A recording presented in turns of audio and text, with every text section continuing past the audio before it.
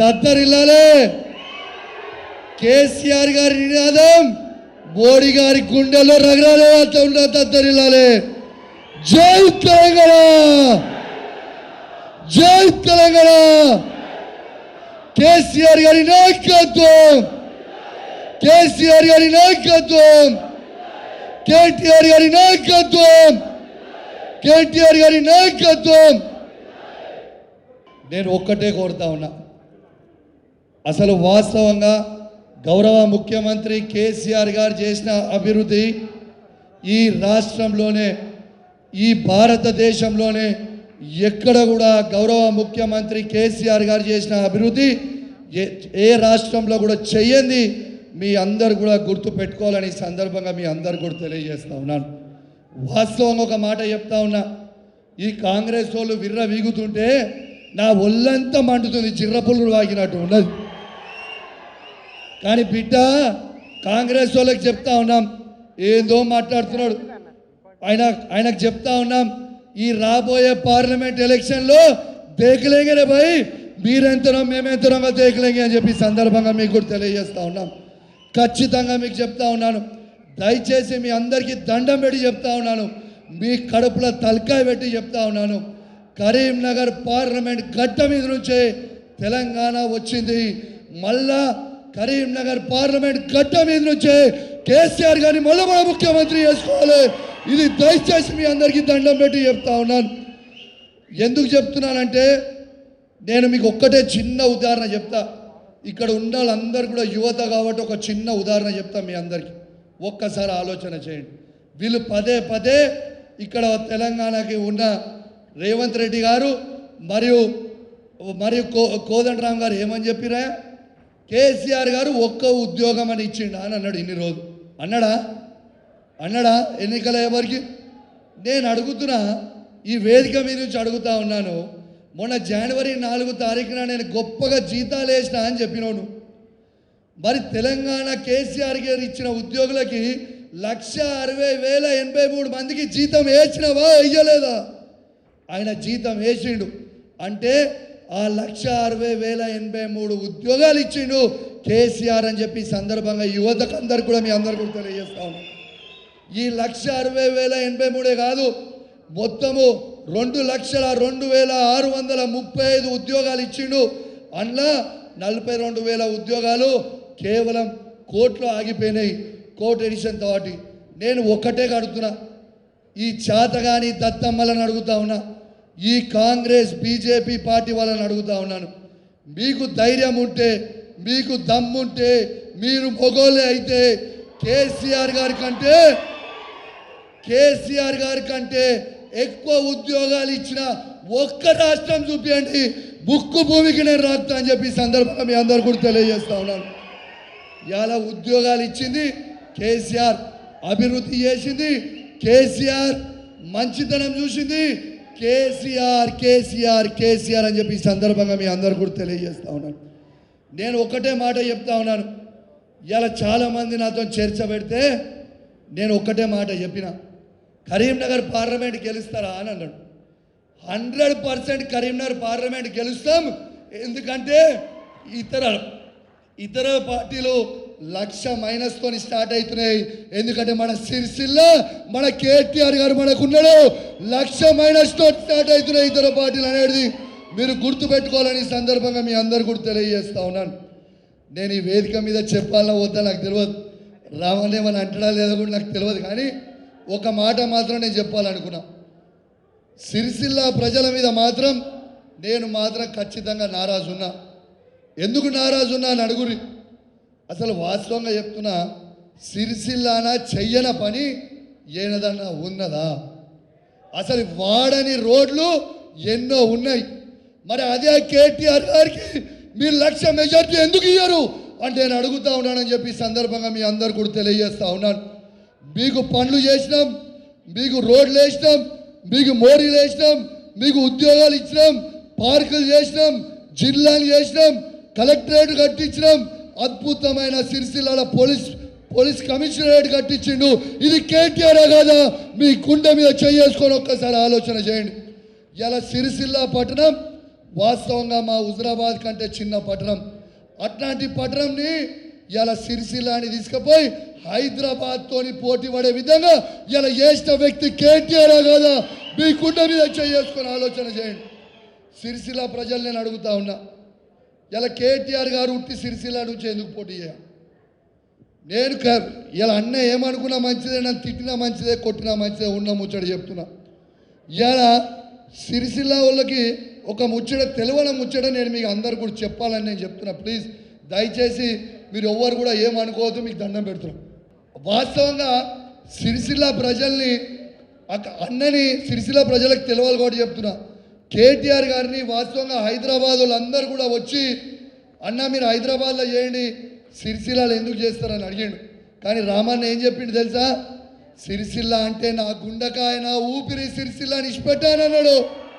అంటే మీ మీద ఎంత ప్రేమ ఉందో రామన్నకు ఒక్కసారి మీరు ఆలోచించాలని మీ అందరు కూడా విజ్ఞప్తి చేస్తూ, ఖచ్చితంగా ఇలా బీఆర్ఎస్ పార్టీ 1,00,000+ స్టార్ట్ అవుతున్నామని చెప్పి ఈ సందర్భంగా మీ అందరు కూడా తెలియజేస్తూ ఉన్నాం.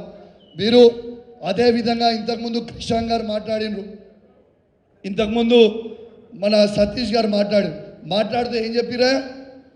వాళ్ళు మన సోషల్ మీడియాలో పోస్టులు పెడితే, కేసులు పెడితే నంబర్ ఉన్నది అని చెప్తుండ్రు.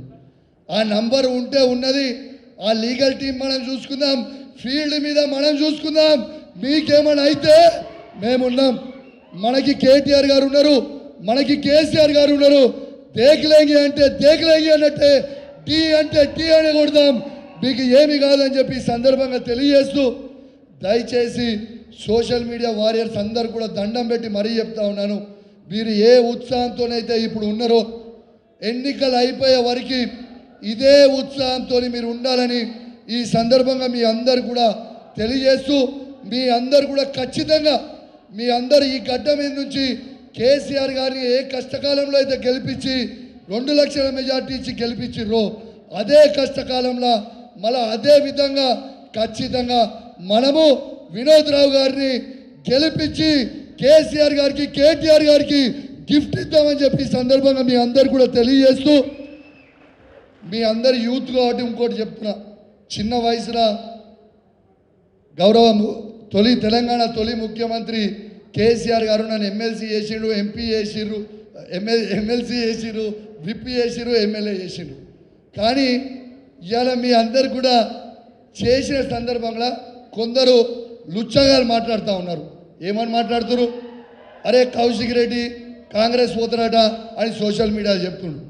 మీ అందరికీ చెప్తున్నా, ప్రమాణం చేసి చెప్తున్నా, ఈ గొంతుల ప్రాణం ఉన్నంత వరకు కేసీఆర్ గారితో, కేటీఆర్ గారితోనే ఉంటుంది తప్పితే ఎవరేమైనా కూడా బయటకు పోయేది లేదు. మనము కొట్లాడదాం, మన కేసీఆర్ గారిని ముఖ్యమంత్రి చేసుకుందాం మళ్ళా అని చెప్పి తెలియజేస్తూ సెలవు తీసుకుంటా ఉన్నాను. మీకు అందరికీ తెలుసు, యువకులు నక్సలైట్ల ఉద్యమాల వైపు ఆకర్షితులు, రైతుల ఆత్మహత్యలు, తెలంగాణలో అలజడి, నిరాశ, నిస్పృహ, బతకాలనేటువంటి ఆశనే ఆ రోజులలో లేకుండే. ఆ సందర్భాన్ని, అప్పుడు ఉన్నటువంటి పరిస్థితులన్నీ సుదీర్ఘంగా చర్చించి గులాబీ జెండానే ఈ పార్టీని మనం ఆవిష్కరించుకున్నాం. ఆ రోజు కేసీఆర్ గారి ఎంబడి ఉన్నటువంటి మాలాంటి వాళ్ళం ఎంపీలం అవుతాం, ఎమ్మెల్యేలు అవుతాం, మంత్రులు అవుతాం, ముఖ్యమంత్రి అవుతారని కూడా కేసీఆర్ గారు కూడా అనుకోలేదు. ఒకానొక సందర్భంలో మేము అనుకునేది, ఈ భూమిపైన పుట్టినాం కాబట్టి ఒక మంచి సమస్యను లేవనెత్తుతాం, మనం కాలగర్భంలో కలిసిపోయినప్పుడు కూడా ఇంకొక తరానికి ఇది అప్పచెప్పిపోవాలని చెప్పి ఆ రోజు మేము అనుకున్నాం. ఆ రోజు 2001 ఏప్రిల్ 27వ తారీఖు నాడు. ఎందుకంటే ఆ సమావేశం అయిన తదనంతరం కేసీఆర్ గారు ఎప్పుడు కూడా పాజిటివ్ వస్తుంది వస్తుంది వస్తుంది మాట్లాడేవాడు. ఆ రోజు ఎందుకో ఒక్క ఫ్రాక్షన్ ఆఫ్ సెకండ్ ఏమైతుంది, ఈ భూమి మీద పుట్టినాం, ఈ ఉద్యమాన్ని లేపినాం, బ్రతికుంటే మనం సాధిస్తాం, లేకపోయినా మన తదనంతరం నెక్స్ట్ జనరేషన్కి ఈ ఉద్యమాన్ని అప్పచెప్పిపోదామని చెప్పి కూడా మేము అనుకున్నాం. ఈరోజు నేను ఆ లోతుపాతులకు ఓడలేదు. సుదీర్ఘంగా 13 సంవత్సరాలు కొట్లాడినాం, తెలంగాణ తెచ్చినాం. తెచ్చిన తెలంగాణని 10 సంవత్సరాలు ఉద్యమ నాయకుడు, కేసీఆర్ గారి నాయకత్వాన ఈ రాష్ట్రాన్ని ఎంత గొప్పగా అభివృద్ధి చేసామో ఇప్పటి వరకు మీతో మాట్లాడినటువంటి మిత్రులు మీకు అన్ని కూడా చాలా స్పష్టంగా చెప్పినరు. ఇంకా చాలా విషయాలు ఉన్నాయి. ఒక్కొక్క విషయం పైన ఇక్కడ ఉన్నటువంటి సోషల్ మీడియా మిత్రులు ఇది మీరు అర్థం చేసుకోవాలి, 10 మందికి మనం చెప్పాలి. ఇంతకుముందు నేను కేటీ రామారావు గారు అక్కడ ఉన్నప్పుడు ఒక మాట అనుకున్నాం. ఆ 5 బుల్లెట్ పాయింట్స్ అని చెప్పారు మన క్రిషాంక్ గారు. మోడీ గారు 5 పట్టుకొని ప్రధానమంత్రి అయ్యాడు. ఫేస్బుక్, ట్విట్టరు, ఇన్స్టాగ్రాము, వాట్సాప్, నేను పూర్, ఈ 5 పట్టుకొని ప్రధానమంత్రి అని ఆయనే. నాకు ఒకరు బీజేపీ మిత్రులు చెప్పారు. ఎందుకంటే నేను పార్లమెంట్లో మొదటి 5 సంవత్సరాలు బీజేపీ అపోజిషన్లో ఉండే. మేము ఎక్కువ మాట్లాడుకుందాము. వాళ్ళకి ఇప్పుడు కేంద్ర మంత్రులు చాలామంది ఉన్నారు. ఒక అతను చెప్పిండు, ఈ మోడీ ఎక్కడ వచ్చి ఇప్పుడు దాపరించాడు మా మీద అన్నాడు. ఏందో అని నేను అడిగినా, అరే ఒక రాష్ట్రానికి ముఖ్యమంత్రి కానీ మా మైండ్లన్నీ ఖరాబ్ చేసేసాడు. మోడీయే ప్రధానమంత్రి అవుతాడు, మోడీయే ప్రధానమంత్రి అవుతాడు 2014లో. అంటే అంత థాట్ పోలీసింగ్ అంటే మన పైన రుద్దబడ్డది. ఈ దేశంలో ఆ గుజరాత్ మోడల్లో ఎవ్వరికి అర్థం కాదు. కేటీ రామారావు గారు పంచాయతీరాజ్ మంత్రి మొదటిగా 2014లో ఏదో అక్కడ చాలా గొప్పగా ఉంటుందంటే పోయి స్టడీ చేసి వచ్చారు. మన మిషన్ భగీరథలో ఏ గానం పనికి రాదు. అది మన ముఖ్యమంత్రి గారు ఆలోచన చేసినటువంటి పథకం హర్ ఘర్ జల్ అనేటువంటి ఇప్పుడు పథకం కేంద్ర ప్రభుత్వం పెట్టింది. అవన్నీ నేను మాట్లాడదలుచుకోలేదు. కానీ సోషల్ మీడియా ఒక ప్రాబల్యము, దాని పాత్ర ఎన్నికల రాజకీయాల్లో చాలా ప్రభావం చూపుతున్నది. నేను విద్యార్థి రాజకీయాల్లో ఉన్నప్పుడు మొదటిసారి నేను ఆ రోజు మా పెద్ద మామయ్య రాజేశ్వరరావు గారు సిరిసిల్లలో 78లో కంకి కొడవలి గుర్తు కమ్యూనిస్ట్ పార్టీ గుర్తు పైన పోటీ చేసేటప్పుడు తిరుగుతున్నప్పుడు ఈ జెండాలు పట్టుకరావడం, కట్టెలు చూడడం, కట్టెలకు సూదిలు కట్టడము, వాటిని పట్టుకపోవడము, పెట్టడము, ఆ ఎన్నికల రాజకీయాలు నేను మొదటిసారి చూసినాను. 83లో ఎన్టీ రామారావు వచ్చి చూసిన ఆ రాజకీయాలు చూసినాను. మన పార్టీ పుట్టిన తర్వాత కూడా ఎన్నికల రాజకీయాలు చూశాను. కానీ అలా ఓటర్ల పైన ప్రభావం చూపించేటువంటి శక్తివంతమైనది సోషల్ మీడియా అని చెప్పి నేను గ్రహించక తప్పలేదు నాకు. ఎందుకంటే దట్ ఈస్ ది ఇప్పుడు ఇన్ఎవిటబుల్, ఇది ఒప్పుకోక తప్పదు. అది ఎవరైనా సోషల్ మీడియాకి దూరంగా ఉంటా అని చెప్తే వాడు మూర్ఖుడుగానే ఉన్నాడు. ఎందుకంటే నేను కూడా అంత పెద్ద ఐటీ సేవీ పర్సన్ కాదు. నాకు ఈ సెల్ ఫోన్ ఉండేది, నాకు చాలా రోజులు ఐఫోన్ ఉన్నది. ఆకుపచ్చది ఎర్ర తప్పితే ఏదో తెలియదు నాకు. ఫోన్ వస్తే ఆకుపచ్చది ఒత్తుడు, ఫోన్ కడియాలంటే ఎర్రది, ఈ రెండింటికే పరిమితం అవుతుంది నేను. ఇంకా మొన్న 2019లో ఓడిపోయిన తర్వాత మా దోస్తులు అంటారు, అందరికంటే నువ్వే ఎక్కువ యూజ్ చేస్తున్నావు ఏంద్రా వాట్సాప్ అని. ఇప్పుడు ఇంకా నేను ఐ హ్యావ్ టు లెర్న్, నేర్చుకున్నా, ఇంకా నేర్చుకోవాలి. కాబట్టి మిత్రులారా, మీరందరినీ కూడా ఎట్లా ఎంపిక చేసేవాడో మీరందరూ ఇక్కడికి వచ్చి ఇక్కడికి రాలేదు, మాకు అవకాశం రాలేదని నా ఫోన్ నిండా మెసేజ్లు అన్నాను. కొంతమంది బాధతో, కొంతమంది కారడ్డం ఆడుతూ మేమైతే ఇప్పుడు సరిపోమా, మమ్మల్ని పిలవరా అని కూడా చాలా వచ్చినాయి. వాళ్ళకి మళ్ళీ మెసేజ్ పెడుతున్నా, మీరు పెద్ద లీడర్లు, మనం అందరం పెద్దోళ్ళము, మన పార్టీ లీడర్లము, ఇది యూత్ సోషల్ మీడియా మిత్రులు ఇక్కడికి వచ్చిందని చెప్పి చెప్పడం జరిగింది. ఇక్కడ కూర్చున్నటువంటి ప్రతి మీ అర్హతను పట్టి మీరు తప్పనిసరిగా చాలా గొప్పగా పనిచేస్తారని చెప్పి ఇక్కడ మిమ్మల్ని అందరినీ పిలవడం జరిగింది. ఇలాంటి హాలు 100 నింపొచ్చు ఇవాళ బీఆర్ఎస్ పార్టీ కాదు. ఇవాళ మిమ్మల్ని అందరినీ కూడా సీరియస్గా ఎంపిక చేసుకున్నాం. నేను ఒక్కొక్క మిత్రుని అడుగుతున్నాను. ఇక్కడ మరి 1700 మంది రిజిస్ట్రేషన్ అయ్యారు. మరి అందరూ కూడా నేను పేరు అందరు కూడా నేను అందరితో కూడా మీతోని కాన్ఫరెన్స్ కాల్లో మాట్లాడినా, మీ అందరితో కూడా ఏది మా నియోజకవర్గాల నుండి వచ్చిన పేర్లన్నీ అందరితో కూడా నేను కాన్ఫరెన్స్ కాల్ కూడా నేను 10 నిమిషాలు మీతో మాట్లాడడం జరిగింది. ఇప్పుడే కేటీ రామారావు గారు చెప్తున్నారు, మీరు కింది లెవెల్ దానికి పోండి, నేనే మాట్లాడబోతున్నా అని చెప్పిండ్రు కేటీ రామారావు గారు. నేను మాట్లాడబోతున్నాను, అది ఎన్నిసార్లు మాట్లాడతా ఏంది, ఎందుకంటే 17 పార్లమెంట్ నియోజకవర్గాలతో మాట్లాడాలి వారు. కాబట్టి నేను నిత్యము ప్రతి బూత్ ఇన్ఛార్జ్తో సహా నేను ప్రతి సోషల్ మీడియా యాక్టివిస్టులతో నేను రెగ్యులర్గా మాట్లాడబోతున్నానన్నా అది పర్ఫెక్ట్గా తయారు చేయండి అని చెప్పి ఇప్పుడే నాకు వారు సూచనాప్రాయంగా తెలియజేయడం జరిగింది. నేను పాలిటిక్స్, మిగతా రాజకీయాలు, అభివృద్ధి అవన్నీ గురించి మాట్లాడదలుచుకోలేదు. నిజంగా కూడా పార్లమెంట్లో మనం మాట్లాడినటువంటి విషయాలన్నీ కూడా కేవలం అభివృద్ధి గురించేది. నన్ను ఒకడు అడిగిండు, మీ పార్టీ ఫిలాసఫీ ఏంది, మీ పార్టీ ఐడియాలజీ ఏంది? BJP ideology Hinduism, Congress party ideology స్వాతంత్రం తెచ్చినని చెప్పుకోవడమే. కానీ మీ పార్టీది ఏందని నన్ను అడిగిండు. మేము కేవలం అభివృద్ధి, మానవ జాతి భూమిపై పుట్టినప్పటి నుండి ఆకాంక్షించేది సుఖమైన జీవితం. నేను ఈ రోజు ఉన్నదానికంటే రేపు బాగుండాలి, రేపటి తరం బాగుండాలని చెప్పి ఆలోచన చేసేటువంటి ఏకైక రాజకీయ పార్టీ ఈ దేశంలో ఉన్నదంటే అది మన పార్టీ, మన నాయకుడు కేసీఆర్ గారు. కేసీఆర్ గారు కేవలం అభివృద్ధి ఆకాంక్షించేటువంటి నాయకుడు. అభివృద్ధి తప్పితే వేరే తెలియదు కేసీఆర్ గారికి, వేరే రాజకీయాలు తెలివై. నిజంగా రాజకీయం చేయాలంటే యాదగిరి గుట్ట గంత గొప్పగా కట్టి రాజకీయం చేసిండు ఆ కేసీఆర్ గారు.